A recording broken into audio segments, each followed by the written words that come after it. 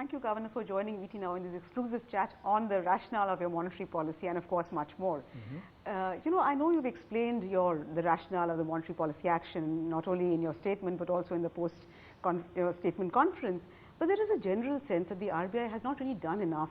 It hasn't really paid sufficient attention to the growth concerns. And the reason is that, apart from action, timing is very critical in monetary policy. And I'll tell you why I say this, because if you look at your April policy, you clearly said while talking about inflation, and I quote, you said the upside risks appear offset by downside risks, and you give a number of reasons. And in the monetary policy report, which accompanied that, you went even further. You said that, every unit of inflation lowered is going to mean larger output foregone. And the state of the economy is going to weigh very heavily on this choice. Despite that, all the reasons that you gave yesterday could as well have been applicable maybe 6 months earlier. So is there something that, to some logic in saying that the RBI has been behind the curve, you did not act on time, and we are paying the price for that today? I don't know that you can say that.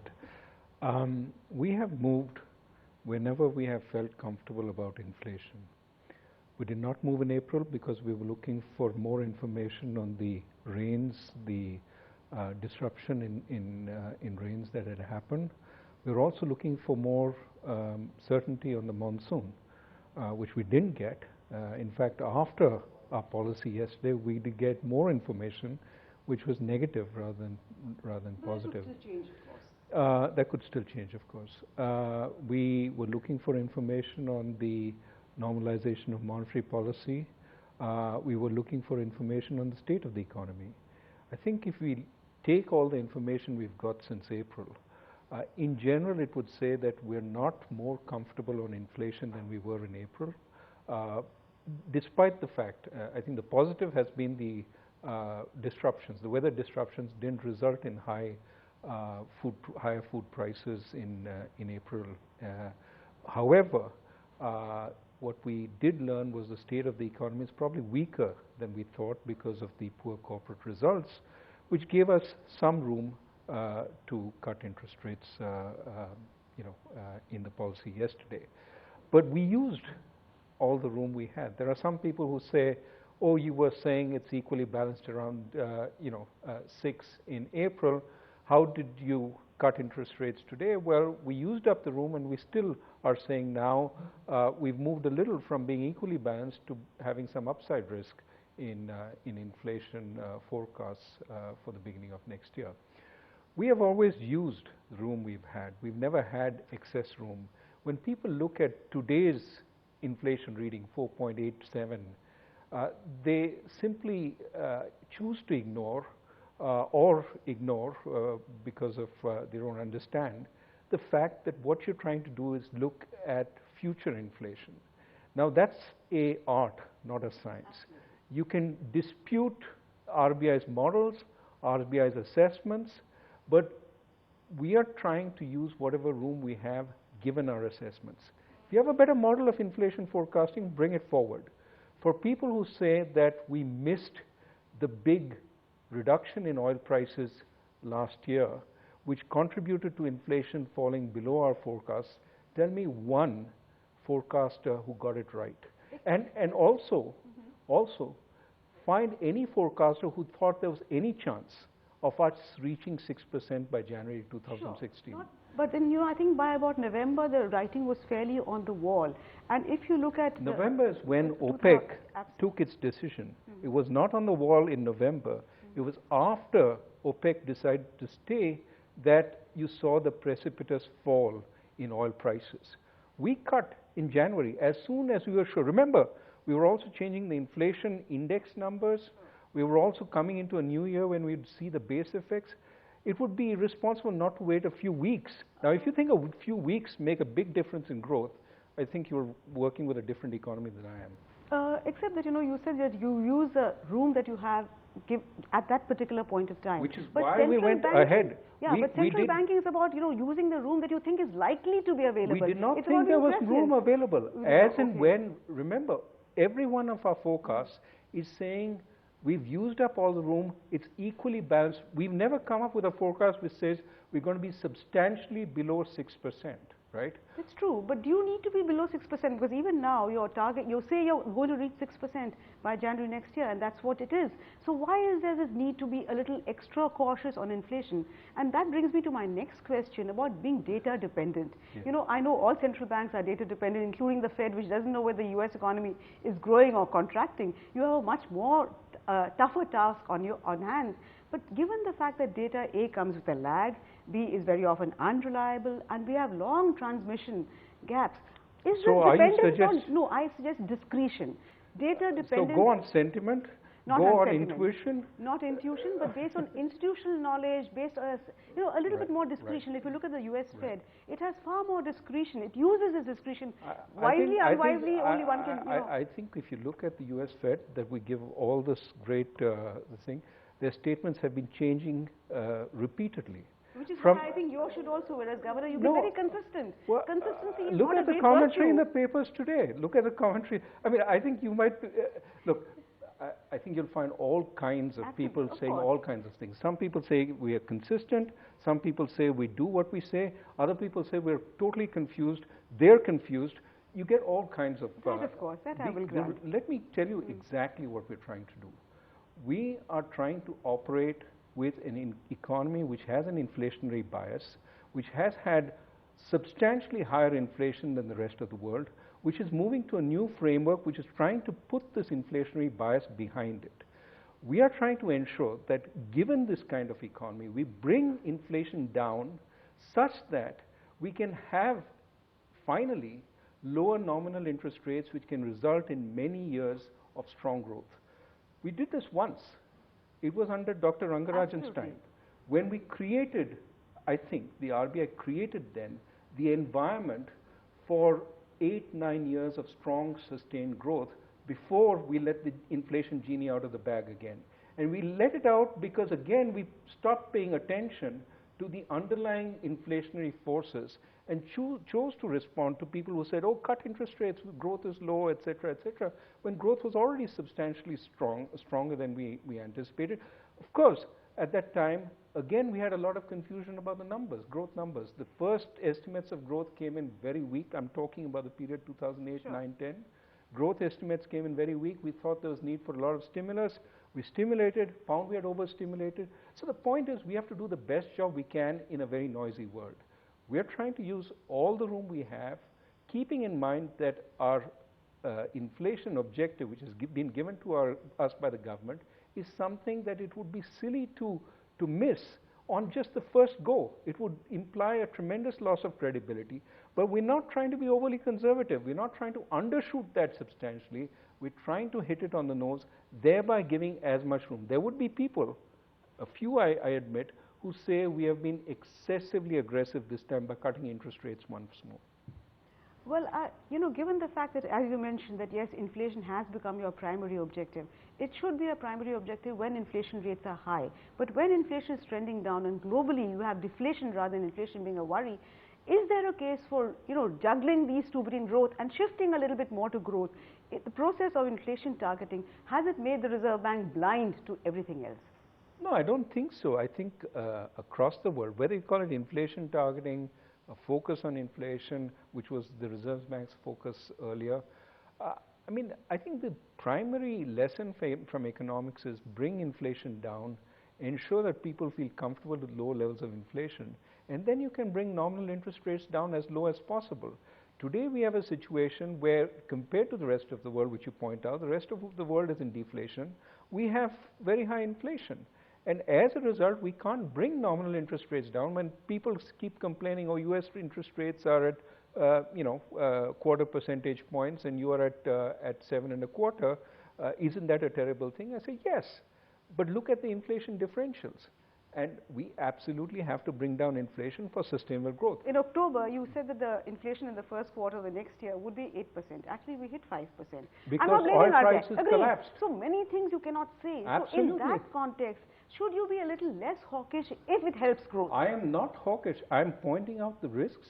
And I said, if the risks do not materialize, we will have more room. If we have a normal monsoon, obviously we'll have more room. If oil prices fall, we will have more room. Because given monetary transition in India... You are asking me to We look ahead. I'm asking you for a third Divya Drishti. No. BJP language, Divya Drishti, but that's what we expect of our governors. No, but no governor has that, let me assure you. Of course, he doesn't. And it would be irresponsible to target monetary policy at an overly optimistic situation, right? We are targeting monetary policy at our expectation of what the situation will be and pointing out what the risks are. Now, going forward, if the environment is much better than we estimated, we will have more room. That's exactly what we said. And if the environment is worse than we expected, we will have less room. We are trying to say our best estimate of the room we have is thus and such. And I do have some discretion. I use whatever discretion I have over and above the models by saying, okay, my sense is we probably have a little more room than our models suggest. Therefore, I'm going to go ahead with a rate cut. However, I can't go too far from that unless I junk the models. And then I'm back driving by the seat of my pants, which is what we don't want monetary policy to do. Now let me shift to another aspect of monetary policy, which is very, basically credit.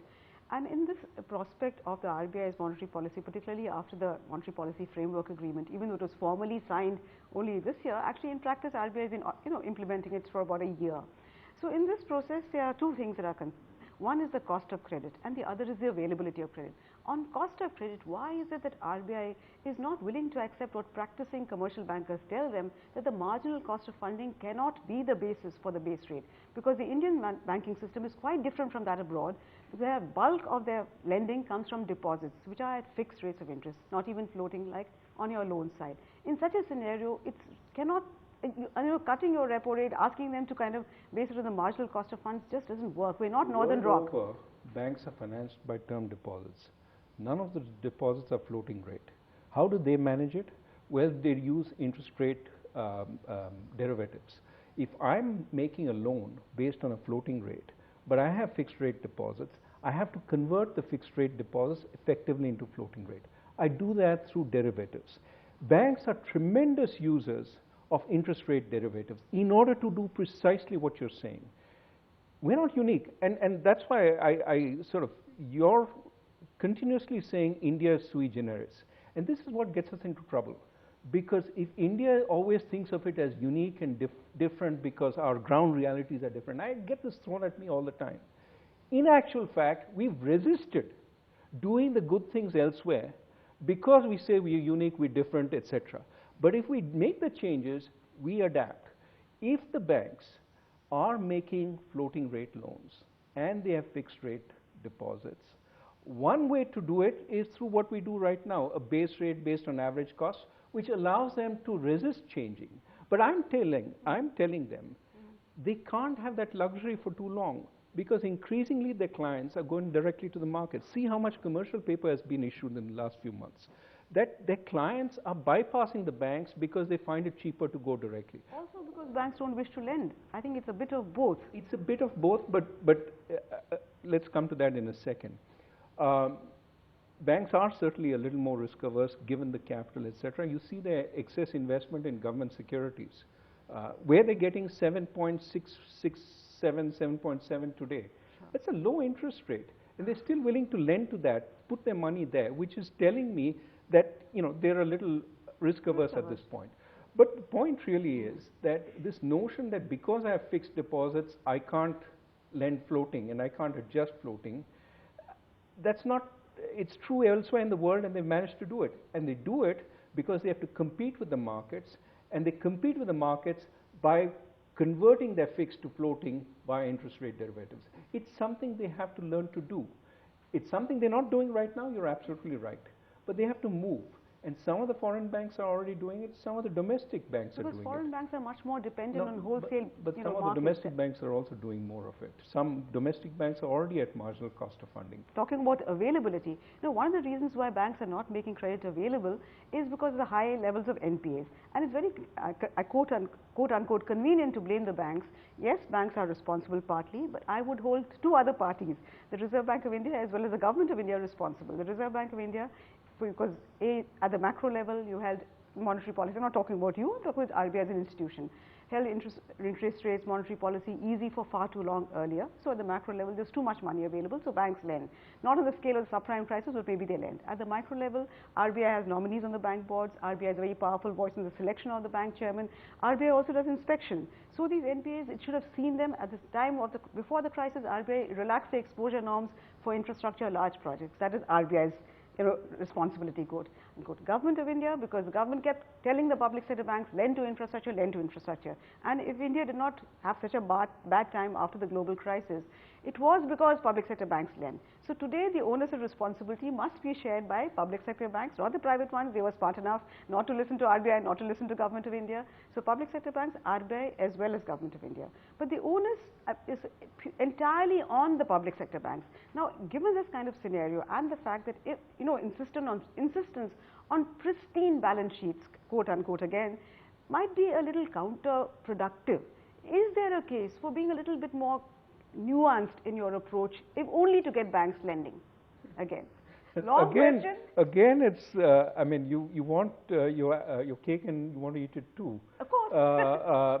Look, you're saying on the one hand, we were too lenient. We pushed them towards. We changed exposure norms, etc.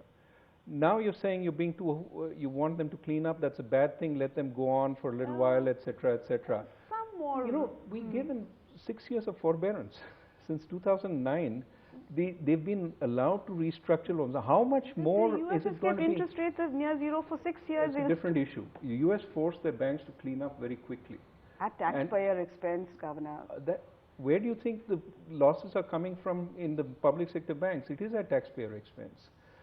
Look, we can go on the blame game for a long time. And how do we get out of this situation? I'm not in any way saying that the public sector banks are primarily or wholly responsible. There is enough blame to spread around, including the promoters, how they bid, including the mood in 2007, which was that we've just built all these power plants. Wonderful, they're functioning, great.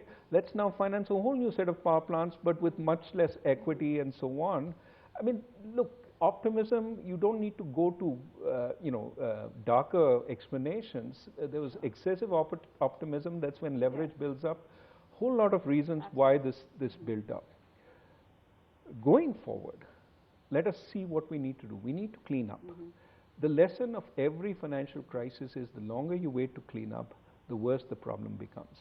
And our sense is when you can extend and pretend and you assume it's functioning, it's not functioning, but you've put it behind this thing. Now you focus on other things. And what happens is the project is stuck, it's not going, but you've got a 2-year moratorium. Let's not even think about lending again to that. That guy doesn't have money to finish the project. But you're not lending to him because he's stuck. And you say, okay, for 2 years, and maybe the next CEO will have to deal with it. I don't worry about it. So I extend and pretend and keep it going so long as it doesn't show on my books. That is in nobody's interest, not in the promoter's interest, not in the taxpayer's interest, not in the bank's interest.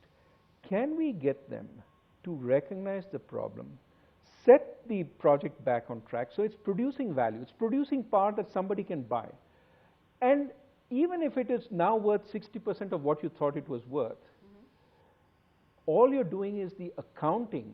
You're saying, I thought it was worth 100, it's worth 60. The market already knows it's worth 60 because it's downgraded the value of my books.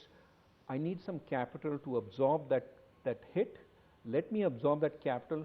But once I recognize it's 60, maybe I can make a new loan to the guy so that he can finish it, or maybe I can get in a new promoter who is much more competent at running it than the old guy. So can we make those real changes to get things back on track? 2 quick questions. Is it, now you're more than halfway through your tenure as governor. When you took office on the 4th of September, you had an ambitious wish list. Very quickly, how far have you achieved them? Which have been your singular successes and which have been areas where you feel that you really haven't been able to make sufficient headway? I think it's too early to say success. I think there are many areas we've made progress in. We've moved forward. I mean, immediately at that point, it was a very volatile currency. We brought stability. I think people have far more confidence in our ability to deal with volatility, especially given the level of our reserves now. I think there's a much better sense of what macro policy, especially on inflation, is, despite back and forth about what we're trying to do. I think if you ask outside commentators, if you ask economists here, there's a clear sense of what RBI's mandate and focus is. We've tried to clean up the banking system, telling them here, if you want flexibility in dealing with the problem, we'll give you flexibility. But if you're saying, let me postpone dealing with the problem, we're not going to be happy about that. So I think banks have a clear sense of what we're trying to do there, and whenever they come to us with, here's a difficulty, we examine that. Okay. Sometimes when we think that, they really, it's about not recognizing rather than recognizing a problem, we are less sympathetic. Okay. But when there's a genuine difficulty, we help them with it. We made a fair amount of progress on it. I am hopeful these new licenses will be a sea change in the nature of the banking system. We are working with the government on governance in the public sector banks. The government has split up the position. You spoke about selection of public sector banks, but then bank chairman, at least the names that are floating around, we have 2 ex-bureaucrats. So I'm not very sure that one has really made very much progress. If you're going to get ex-bureaucrats as chairman. I think it's a first. I mean, don't dismiss the possibility that there could be very good ex-bureaucrats also. Of course, but that is not the whole point is, what is the process of selection, and does the selection look at different kinds of potential people to get the best people? You don't want to rule out bureaucrats because they've been there in the past. Not as bank heads. You want people who have expertise in administration, Governor, not in running a bank in today's days. No, but remember, the person running the bank is the CMD. That's true. The chairman is meant to make sure that the board takes appropriate decisions. There have been very good chairmen of tech companies who have been bankers, and one could visualize a tech company chairman being a very good bank chairman. So the names would suggest. It's really managing the whole process of board discussion and so on, with some knowledge of finance. You can't be a complete novice. You can't be a. And I think hopefully the set of people will be. But remember, it's a process. That's true. People are scared of what awaits them in this new world. Absolutely. And so you're not going to get a whole lot of people jumping in saying, I want to be first here. But as people see the world has changed, more and more people will be willing to come in, and you will find a larger and larger group of people willing to be willing to. One last question, Governor. You know, when you came in, I think you could do no wrong. And now if you look at the commentary, you look at the way stock markets have reacted, you're now seen as more fallible, again, quote unquote. Now, is it like with the Modi government, the expectations were too high and now expectations are being recalibrated more realistically? Because there are limits to what any central bank governor can do. And does this burden of reduced expectations, does that make life easier for you?